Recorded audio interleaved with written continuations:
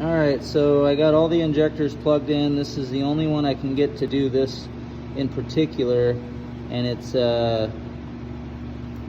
pretty much coming out in droplets, which it should be atomized. It should be in a vapor form. So I'm gonna activate cylinder number 4 injector, and here's what you will see.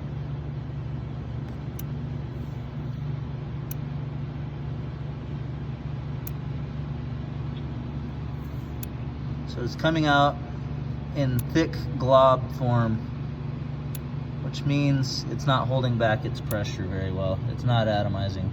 So I'll shut it off, and you'll see fluid collecting at the base of that injector, which means it's not atomizing. So we're gonna move on over to injector number 2. That way we can get a good visual on what the spray pattern should be. So here we are with injector number 2. Gonna turn it on. See how it's just a very fine mist.